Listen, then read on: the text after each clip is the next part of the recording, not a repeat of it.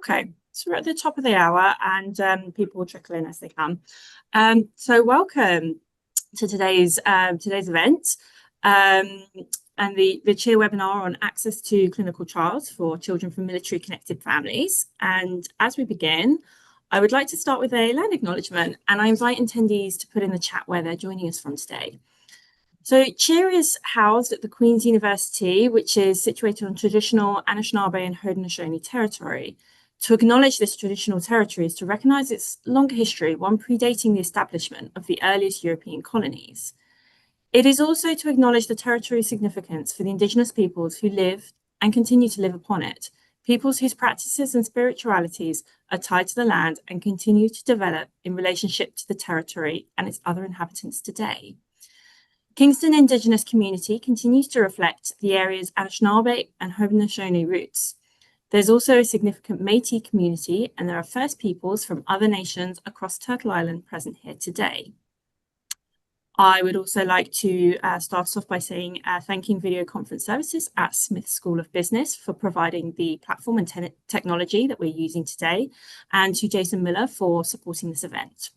And just as a reminder, this webinar will be recorded and it will be available on the CHEER website afterwards.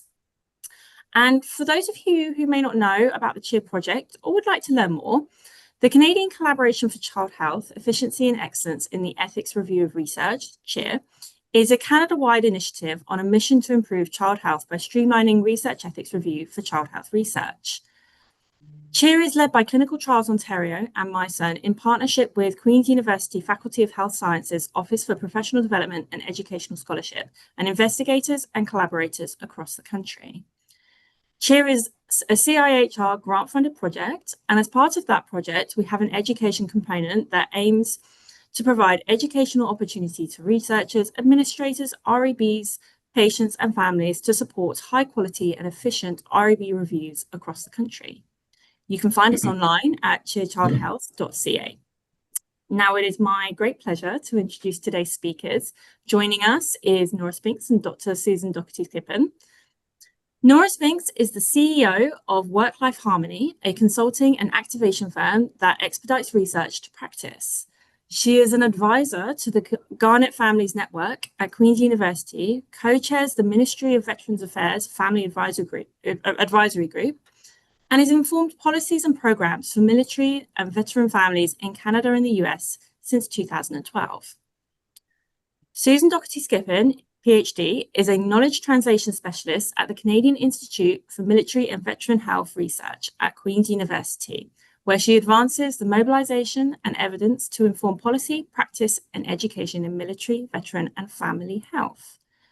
Now I'm going to pass it over to our wonderful speakers today for our webinar. So go ahead. Thank you, Miranda. My name is Susan Docherty-Skippen, and my co-presenter, Nora.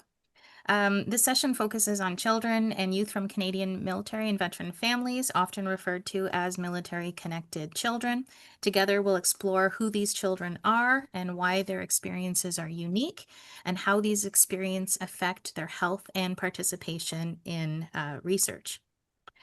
Before we begin, we do recognize that conversations about military and veteran families can sometimes surface difficult memories or emotions. At any time during this presentation, please feel free to step back and take a moment, or understand and know that there is confidential support always available in Canada at 988, texting 988.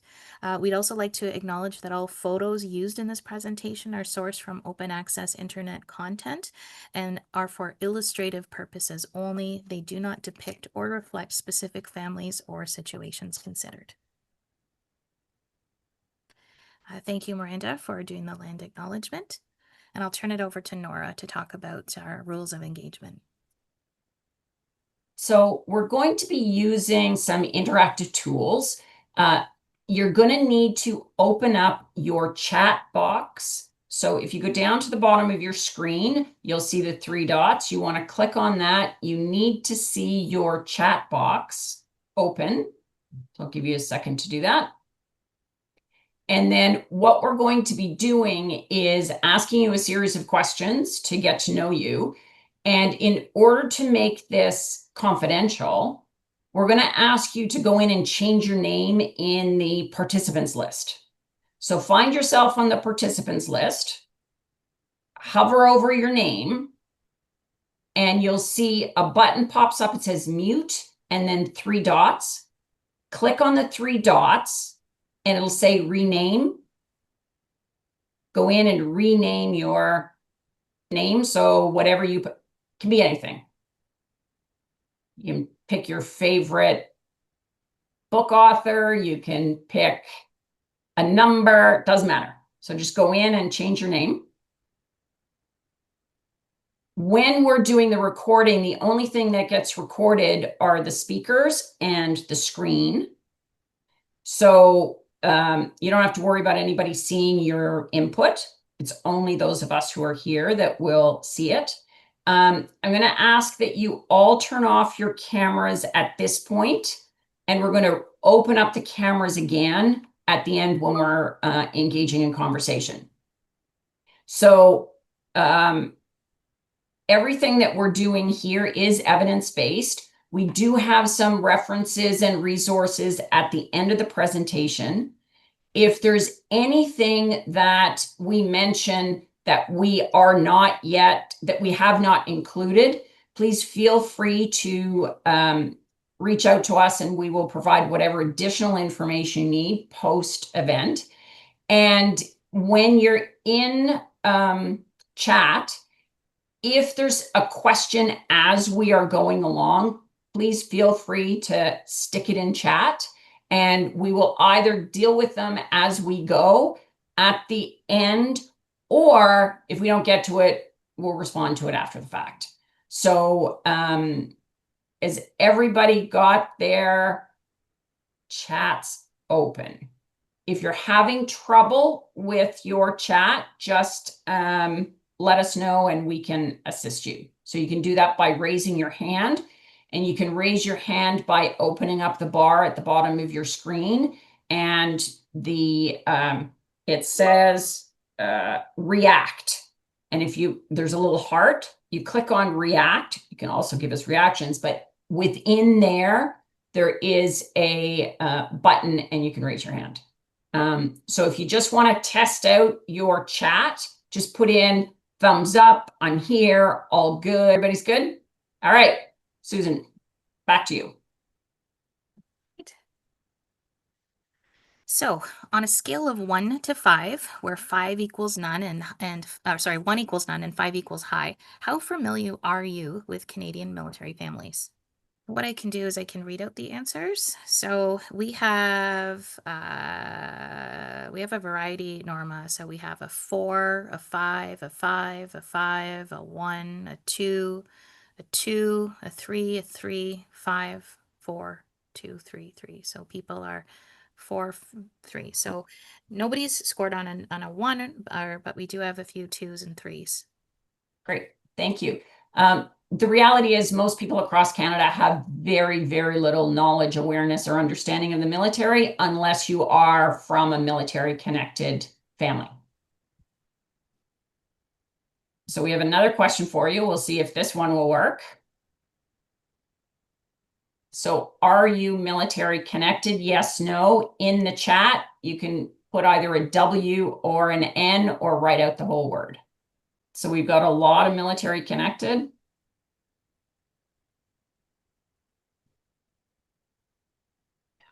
And a couple of no's. Okay, awesome. Thank you. And this is a knowledge question. The military armed forces provides healthcare, including mental health care, to serving members and their families. True or false?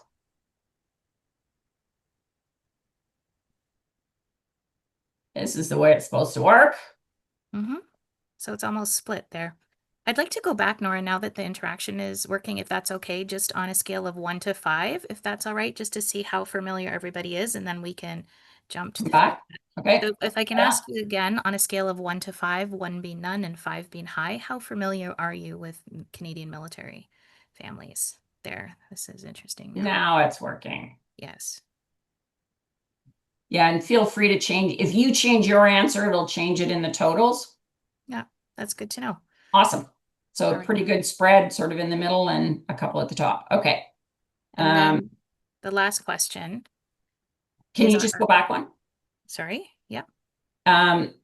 In fact, the Canadian Armed Forces provides healthcare to serving members only and not to their families at all, and only while they're actively serving or in some cases while they're transitioning. Next. And this is the same question, but for veterans. Does the Canadian Armed Forces or Canadian military provide mental health to military or to veterans and their families? You have to click that little button again soon. So you may have to retype your answer if you answered it prior. There we go. Okay. Well, this is almost a trick question, but not really. The answer is no. The Canadian Armed Forces doesn't provide health care, but it does provide some mental health care for veterans who are clients of Veterans Affairs Canada, which means they medically released with some kind of a disability, but nothing for their families or their caregivers. Okay. So this information that you're giving us is giving us a background so that we can craft our commentary to make this experience for you as impactful as possible. So what we're asking for you now in the chat, just put one word answers. You can put in multiple. It will record each one. What word comes to mind when you think of a military connected family? One word or image or sound in the chat. I think you have to click it again, Susan.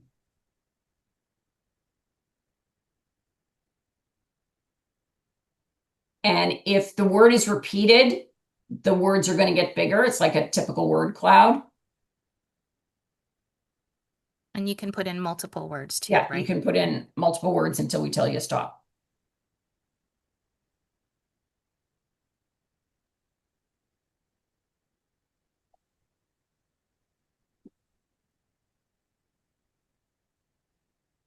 So we're getting some really interesting words: discipline and strength and deployment, brave, all the way in which military families and military connected families, and we're using military connected for both military and veteran. So any military connected families, it's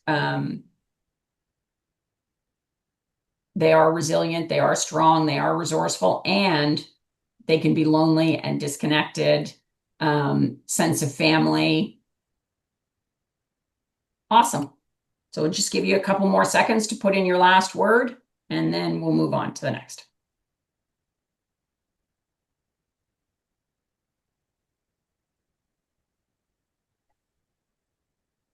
This is great. Thank you. So what we're going to be doing in the next 45 minutes or so with you is we will be using very positive, strength-based, asset-oriented language. That doesn't mean that we're not recognizing the challenges and the difficulties and the stresses of being in a military-connected family. But when we think about the military as we frame it, it just helps us identify where the gaps in services are. As a colleague of ours often says, military families are very resilient until they're not.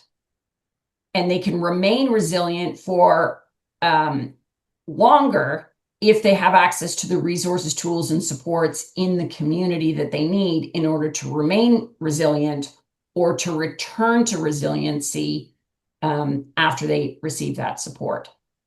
Resiliency used to be thought of as bouncing back. And now what we know and understand about resiliency is it's about growth and it's about growing forward. So that's how we're going to be framing our remarks. So do you want to just go back one second there? It's true that military and veteran life is hard, but the more we understand it, the easier it will be for us to integrate military veteran families into the work that we do, including things like clinical trials. So, as Nora said, for the purpose of today's discussion, we're defining military-connected children as children or youth who are connected to a parent, a caregiver, or close family caregiving member who is currently serving or has served in the Canadian Armed Forces. So this would include biological children, adopted children, stepchildren. Military-connected identities are shaped by the mobility separation risk triad of military life, yet these children have also been described as a hidden pediatric population. So I absolutely love this this illustration by Canadian Armed Forces veteran Mary Fielder. It depicts a sailor who was aboard Her Majesty's ship Fredericton in 2020 when the Cyclone helicopter accompanying the ship crashed off the coast of Greece, and it ended up killing 6 Armed Forces members. The ship returned to Canada after a 6-month deployment, only to arrive amid COVID-19 pandemic measures that prevented the crew from disembarking to see their families. So this particular drawing here captured the exact moment the sailor got to hold her children for the first time after being apart for several months. Like all families, military veteran families are very diverse. Their family experiences are largely based on their service history, geography, family composition, community resources, extended family members, and they may play a variety of roles within that family. The caregivers may fall onto, or the caregiving role may fall onto single parents, or what we often refer to in military families is a serial single parent. So you may be in a couple where one parent is in the military and they go on deployment and you're left behind, you're a serial single parent.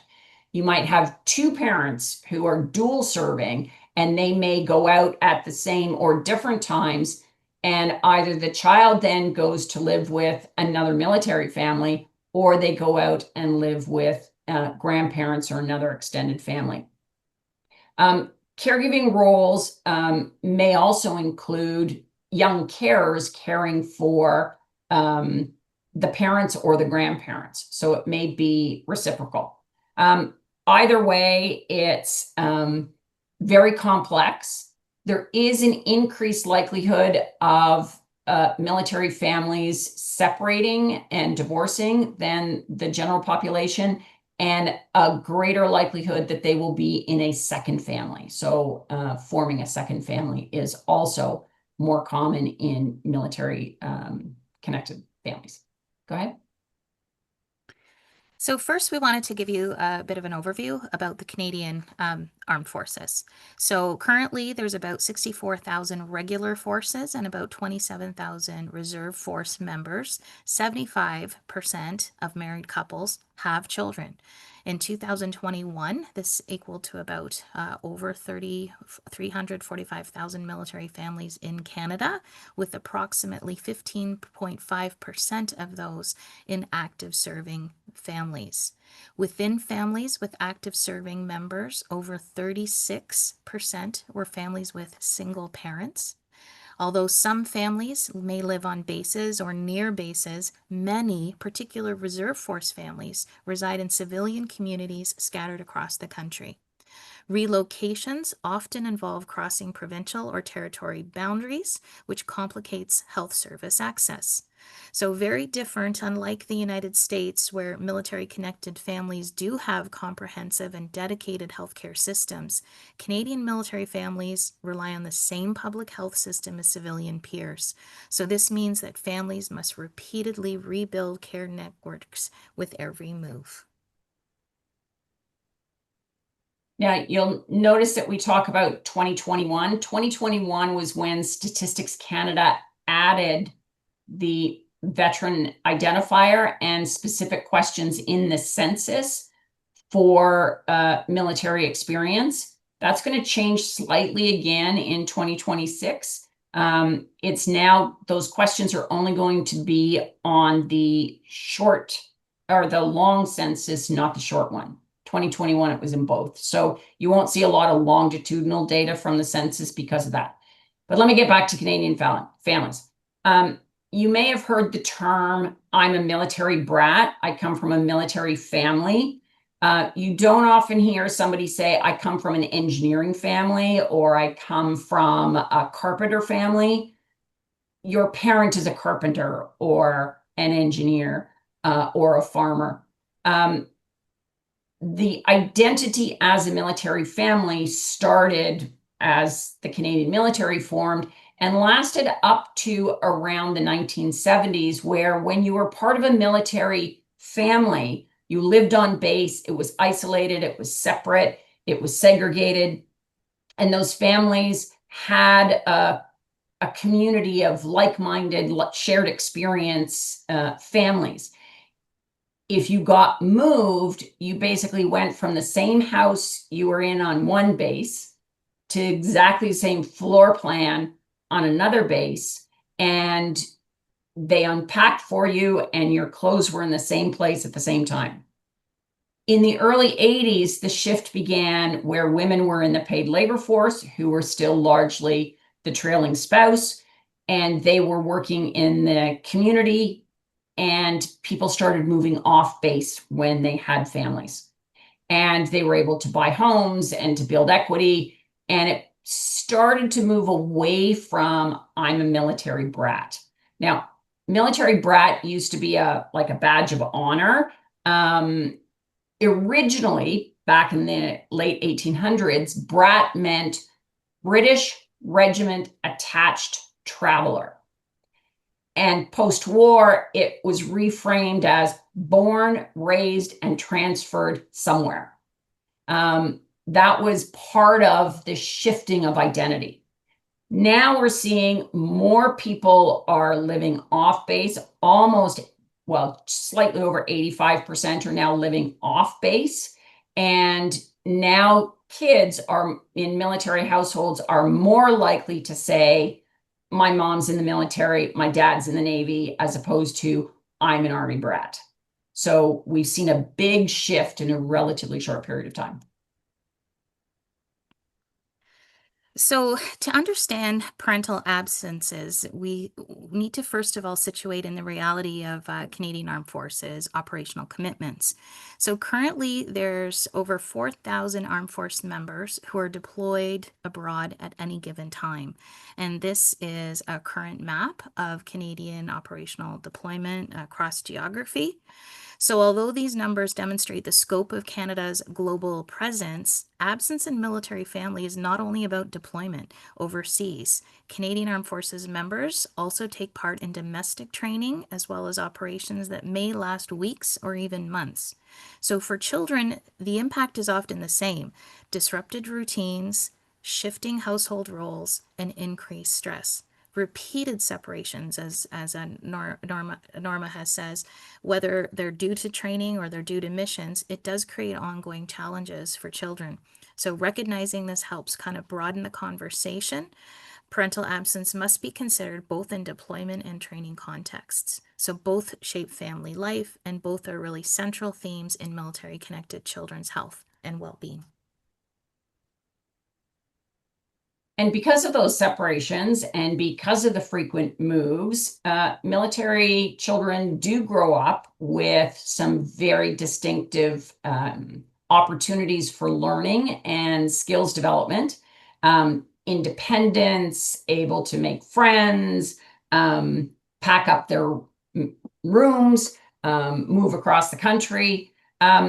Military families move 3 to 4 times more often than any other family across the country. Now that's tough enough, but if you're a child who is receiving care from the medical specialty community, if your child has autism or some kind of disability, they may be on a waiting list in, say, New Brunswick. and it takes a year and a half or 2 years to make it to the top of the waiting list. And then you get moved to Edmonton, and then you wait 2 years to get to the top of that list. And then you move to Petawawa in Ontario, and this becomes really disruptive in care. It looks like we lost Nora. But as she was saying, though, the moves do disrupt healthcare continuity, education, friendship, parental absence due to training and deployment, and pose further strains. Next, we want to talk a little bit about parental absences due to training or deployment. It does shape family responsibilities and roles in profound ways. Lots of research tell us that children take on more responsibilities when their mom or dad are deployed. Things like managing chores, caring for siblings, and in some cases even caring for the parent who remains at home. When a parent returns with PTSD or has acquired an operational injury, children may end up providing emotional support for that parent and help regulate even the parent's mood or assist with daily living tasks. So this can go beyond the temporary role shifting and can represent long-term caregiving. Finally, we both see resilience and risks. Right? On one hand, you can see how these experiences taking on this added responsibility can foster a sense of maturity or adaptability. But then on the other hand, it's important to cautiously note that children in these roles do run the risk of becoming parentified, right? Carrying out adult roles prematurely, leading to stressor overload and negative emotional impact. So as Nora had said, some of the impact is very specifically for children with special needs can introduce longer wait list times, but then also care continuity, right? Stressors, they can layer together: mobility, parental absences, training deployment, and parental injury combine and create a cumulative burden on health, right? So these factors do not occur in isolation. They also can amplify each other. Educational disruptions adds another layer. So school changes affect not only their academic performance, but also their social and emotional well-being. Nora tells a great story about a child that she spoke with who said, and had moved several times, and he was like, yeah, no problem. I walk into my high school, I wear a band t-shirt, and sure enough, somebody will ask me a question about that band. Do I like that band? And so for that child, youth, teenager, moving was easy for him to make friends. Others, it can be more challenging. So these disruptions mean that military connected children, they often face complex health needs and developmental challenges that sometimes do require coordinated care approaches. See you. So I'm going to turn it back over to no you. worries. No, I didn't see you in the list, so I'm going to turn it back on to you for social and emotional well-being. Thanks, Nora. No worries. Thank you. One of the things that we know that makes it particularly complex for military families is they often live in remote locations. And I happen to be in one of those remote locations right now, and the Wi-Fi is a little flaky. So thank you for being so adaptive and responsive to my availability on this call, and hopefully it won't happen again. So when we talk about emotional and social well-being for children in military families, there are much higher rates of anxiety, depression, and behavior challenges amongst military connected children. But it doesn't mean that it will limit their ability to participate. It just means that we need to be aware of what the circumstances are that the children are experiencing, and then what it needs to, what they need in order to be successful. And that comes from supporting the family and the children, but also the people that they come in contact with: the teachers, the social workers, the pediatricians, the specialists. And one thing that Nora, you and I had talked about is the stigma associated potentially with caregiving, seeking assistance, and trauma and trust. One of the things we know about military families is that they're interviewed many of them, and one of the phrases that comes up often is "suck it up, buttercup."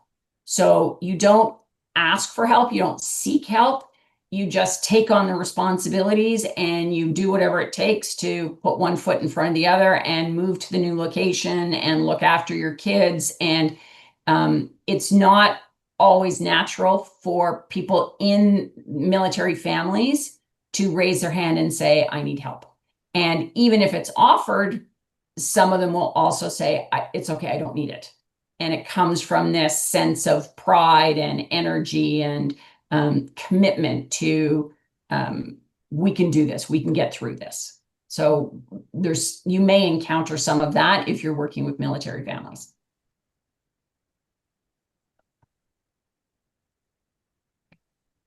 Special needs children. It's really challenging for families to get the care that they need, but it's equally challenging when they go to a professional, they finally get to the top of the list, they get in, get the treatment they need, and then they have to try to fit that into military life. Once they establish these relationships, oftentimes they get fractured. There have been many attempts over the years for professionals like pediatricians or behavioral specialists to do what's referred to as the warm handover from one jurisdiction to the next. Not everywhere and not consistently, but it does mean that there's heavy reliance on the individual families to do all the system navigation, the system coordination, and all the record keeping. I was talking to somebody.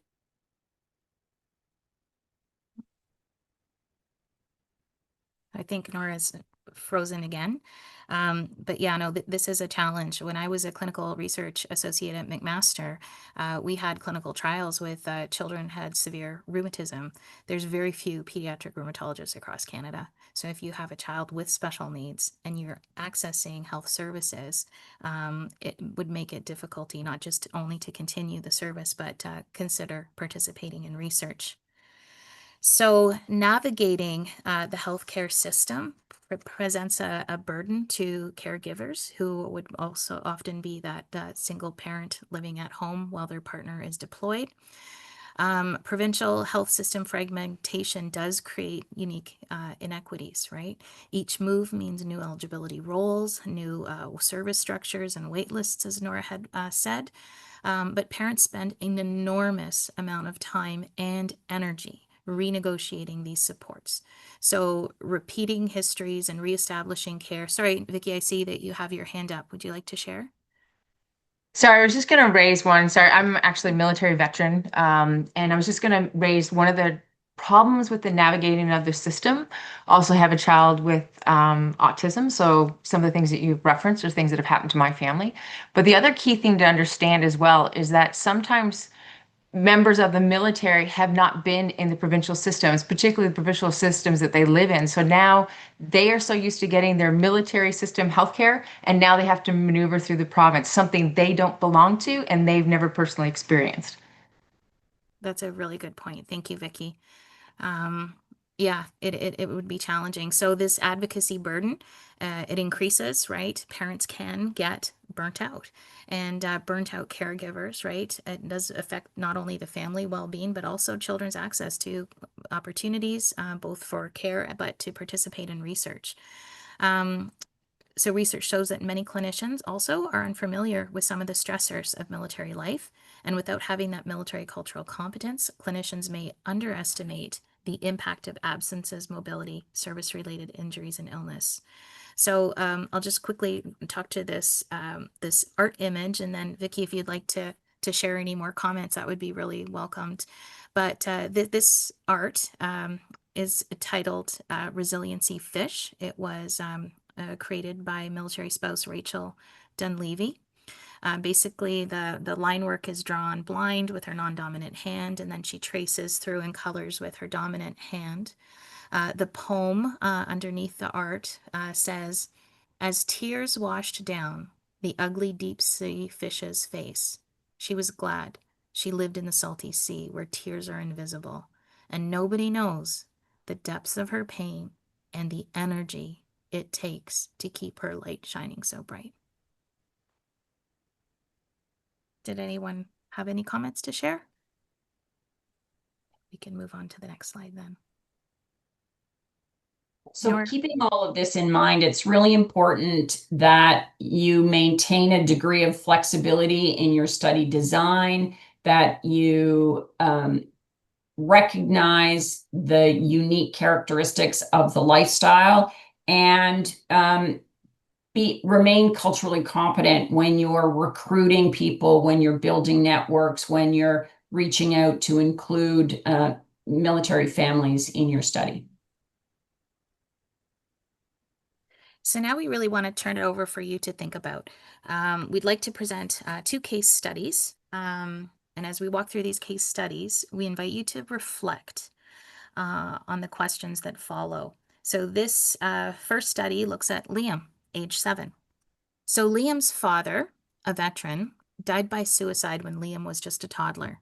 His mother serves in the Canadian Armed Forces. After her remarriage, Liam lived with a stepfather, but the stepfather has since left. So currently Liam is living with his grandparents who provide primary care, but frequent relocations have disrupted Liam's schooling and his health care. He has asthma and he relies on emergency department care due to gaps in primary care. So his grandparents are now experiencing advocacy fatigue. They're navigating systems and paperwork, and family stress limits the engagement in research opportunities. So if you think for a moment, looking through a resilience lens, what strengths or coping strategies might not be immediately visible in Liam's story? So from my perspective, we had kids coming in who appeared highly vulnerable and may not have been included in research because of that perception. But I'd like to invite you and think, okay, what are some of those strengths in Liam's story?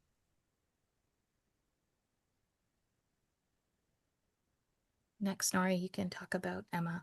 And now let's learn a little bit about Emma, also 7 years old. Her father serves in the Canadian Armed Forces, recently returned from a long deployment.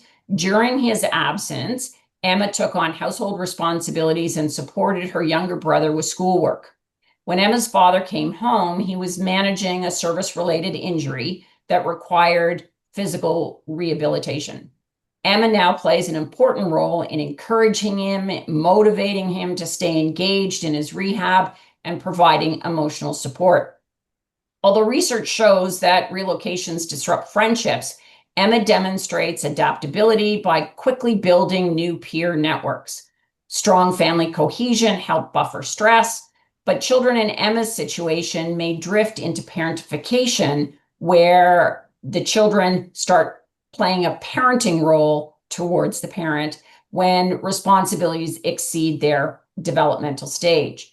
So this time, looking through a deficit lens, what risks or vulnerabilities might we miss if all we focus on is Emma taking charge and demonstrating her resilience?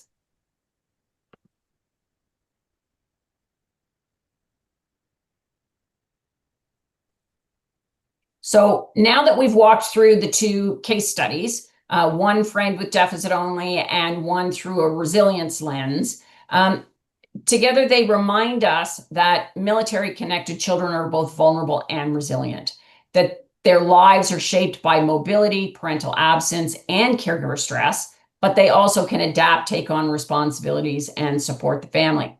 Now, reflecting on these 2 cases, what changes in research practice or policy would better support children like Liam and Emma, whose stories reflect both resilience and vulnerability? So feel free to either raise your hand or put your thoughts in the chat.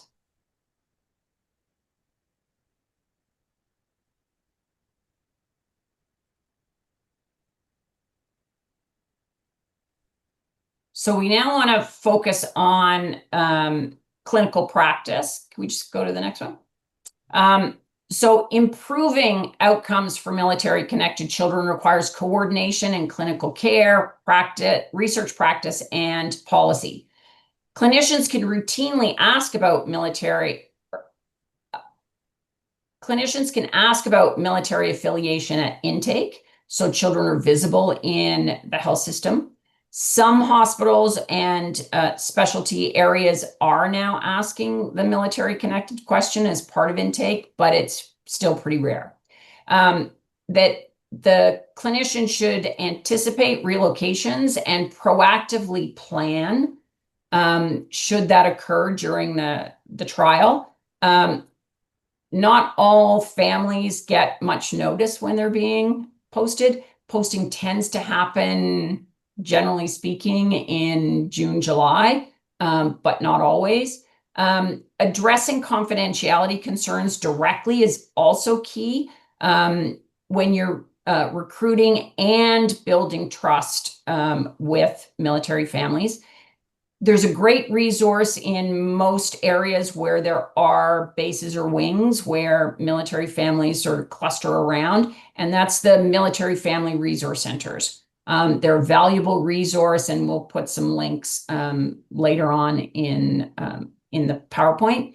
But at a policy level, increased awareness of the interprovincial agreements also helps. Recently, the military was able to negotiate across the provinces the elimination of the wait period between you're moving to a new province. There's a 90-day wait period before your current province's healthcare kicks in. The military has removed that 90-day wait period, but it's not well understood and not always applied. So because of the lack of military awareness and cultural competency within the professions, sometimes these little tweaks don't always follow as planned.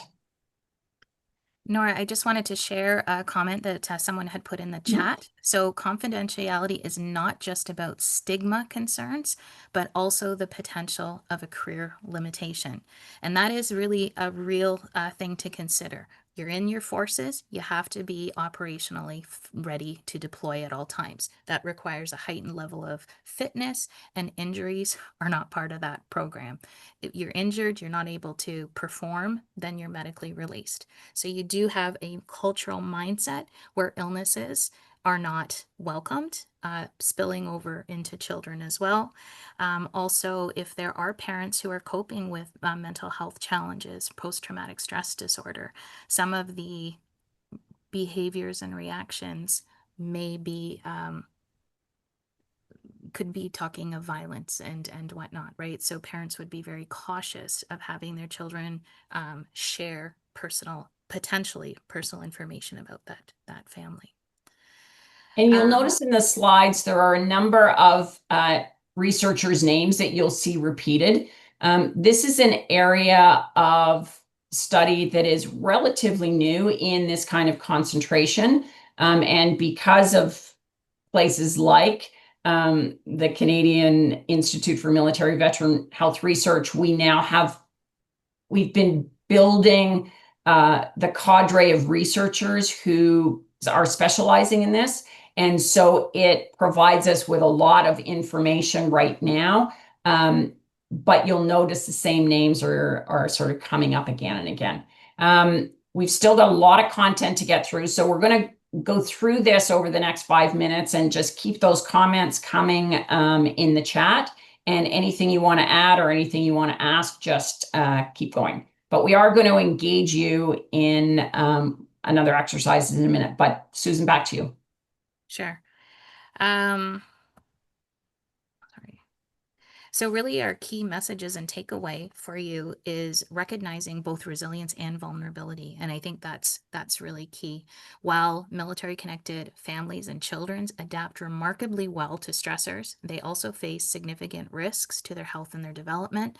Mobility and parental absences and parental illnesses and injuries are central factors in shaping the identity of these children and their healthcare access and outcomes. So to ensure inclusion in both clinical care and research. I think we need to rethink about what military cultural competence looks like, starting to think about flexible design studies and better system coordination. It is important to build resilience and military cultural competence into health policy, research health policy, to bridge that understanding amongst clinicians, researchers, and most importantly, families. Next, now that we've kind of presented some information, we're curious to know, on a scale of 1 to 5, 1 being none and 5 being high, how has your understanding or familiarity with Canadian military connected families changed?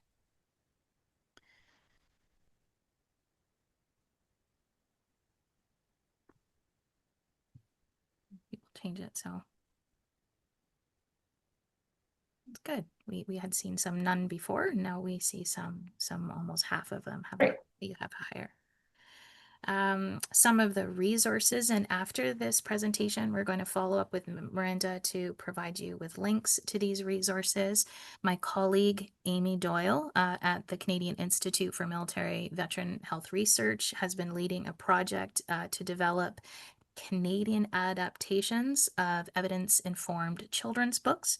They're great for resources and families, but also can provide an interesting lens for clinicians who are not familiar with some of the experiences of young children in military families. They're available in English and in French.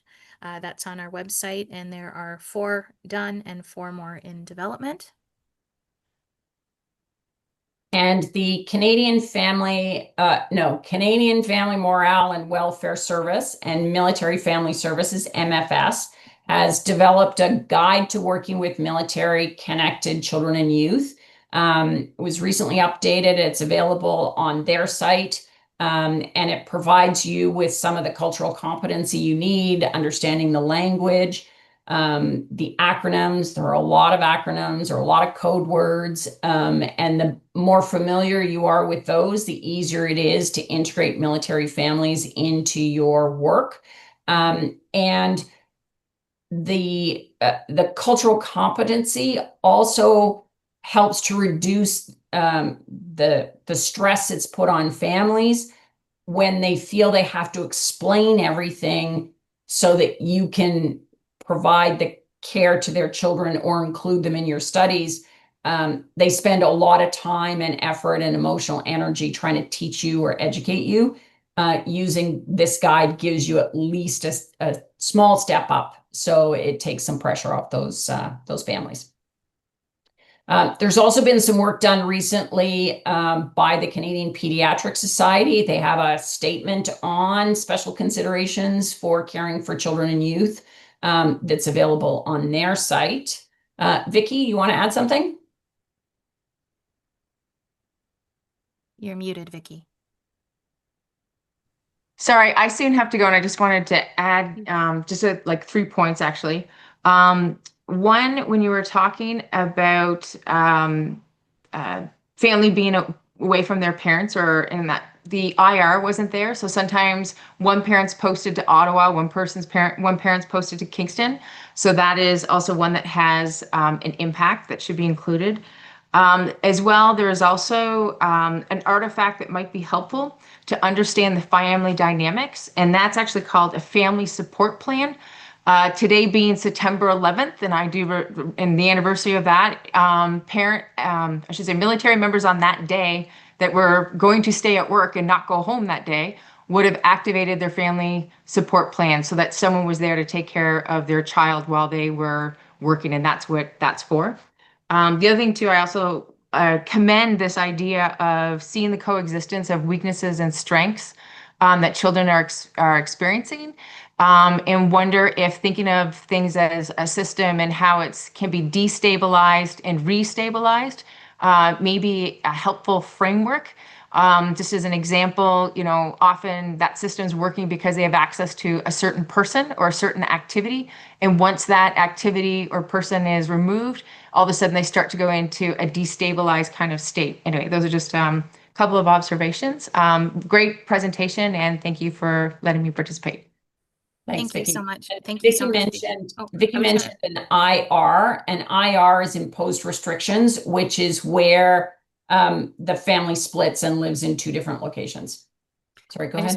I wanted to thank you so much, Vicki. So Vicki, as a veteran, served in the forces most of her life.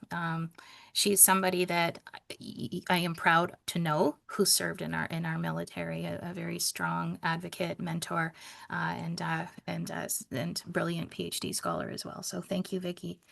The last resource, just flip back. The last resource that we have for you is a best practice guide from the College of Family Physicians. There's one for military families and one for veterans. So those 2 are also available to any professionals that might be integrating military children in their research.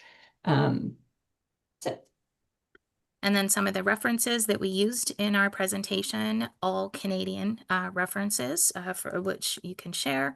And then our one last interactivity is if you can just take a minute and just pop something into your chat. What is one of the takeaways from today's presentation for you?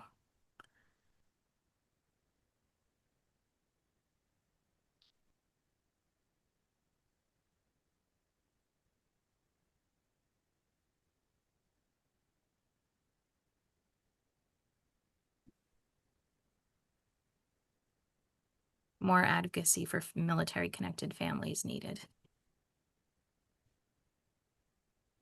Have a better understanding of the challenges. Eye-opening. Let's see, better understanding.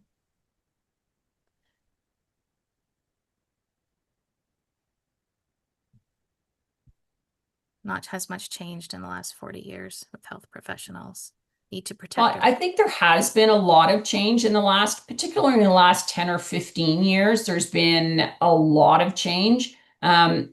It was only about 15 years ago that military families were considered furniture and effects. And then they became known in sort of the 2020-ish, 2015 to 2020, families were the strength behind the uniform. Now they're considered the strength beside the uniform. So families have been recognized within both the military and in veterans communities that they play a critical, pivotal role in both operational readiness, being ready to take on those tough assignments, to relocate when necessary. So there has been quite extensive development in this space in the last little while. Feel free to add whatever questions you have also in the chat. We would be delighted to answer them now. We've got maybe a minute. So if we don't get to your questions today, please feel free to reach out to either one of us. Our email addresses are on the screen. Don't hesitate. Miranda can confirm that both the recording and the slides will be available to you. It was a pleasure for us to be with you with this very short period of time. It was a delight to have you engage and provide us with the support and interaction that we were hoping to get in this session. And please, if you want to integrate military families into your research, into your clinical trials, and you don't know where to begin, we're here for you and happy to guide you through the process. Yes. Thank you so much, Nora and Susan. I think we can all agree that was a exceptionally eye-opening presentation. I know I personally learned a lot. So a few comments in the chat. So Rashad says there's a need to reflect, create a task force on specific challenges of improving access to clinical trials for children from military families. I think we can all agree on that. And other Susan says, thank you, Susan and Nora, an excellent presentation. The specialist issue is important, as often specialists who conduct trials, comment cut off, they may not know that these children are, in military families. So I had a question for you. So with decentralized trials, for those who don't know, that take place in non-typical trial settings, so not tertiary care centres, but maybe in health clinics or homes. They're becoming more common, especially in, since Canada is geographically very large. Do you see a place for military connected families to be maybe more involved in types of decentralized trials, and how that may improve their access to care? Norma, would you mind if I just answer this quickly? Go ahead. Please do. Yeah, so my experience when I was working in pediatric clinical trials in medicine, so now since COVID, right, there's lots of opportunities for hybrid, right, online consultations. And in some case, some of our specialist care who were specialists in like 1 or 2 across Canada in rheumatology, right, partnering with a clinician in a outpatient type facility who could perform maybe specific tests, draw blood, anthropometrics, accessing to those tests where then the data is given back to the specialists. I think there's so many possibilities, but really, my hope, and I think Nora's hope is too, is recognize this is a different population, right? Where do they fall under, protected clinical trials? They're pediatrics, they're children, but there's a lot of complexity that the system may not necessarily support their inclusion. But no, I think there's a lot of opportunity, but it does require some thinking and connection to military resources that are already out there. Like Norma said, military resource centers. And that's both in recruitment and support during the trial, but also in analyzing the data and the results. And I'll wrap up with a final question, because I do realize we're at time. Just talking around that kind of continuity of care and clinical trials, what is the one thing that, or a pivotal thing, I should say, that you would like trialists to know when they're enrolling children from military connected families onto their trials? Norma, would you mind taking that one? Sure. I think first and foremost, understanding the difficulty in predicting what comes next, and the emotional burden that they're already under, to say nothing of the logistics burden that they're already under. And so recruiting them may be challenging. And the big question is, why do you want to include them, and how do you want to package that opportunity for them? Just because you want them, they may not want you. And just be aware that they've got a lot on their plate and not a lot of control over what they're dealing with. And oftentimes they spend a lot of time and energy advocating. So to include them, they may open arms and say, come on in, or they may say, oh, I don't trust you. I don't know what you're going to do with my data. How is it going to impact my partner's access to promotions or career impact? Or so there's a lot going on in those decisions that don't go on at all or nearly to the same degree in other participants in your trials. If anybody's interested in, establishing a community of interest or a community of practice on how to do this sort of going forward, just let us know, and we'll talk to some people and see if we can't get something going, if there's enough interest. Wonderful. I think that's brilliant. Okay, so we are at time, so I will wrap up. I would like to thank you both so much for an excellent presentation, and we will be sending out those resources to participants via email. You could expect that email to come from the CHEER email address. And if you wanted to get in contact with us, you absolutely can. As Nora and Susan said, their emails over there on the screen, and you can also contact them via me at the CHEER project, which is cheer@queensu.ca. Okay, thank you so much, everyone. Thanks, everybody.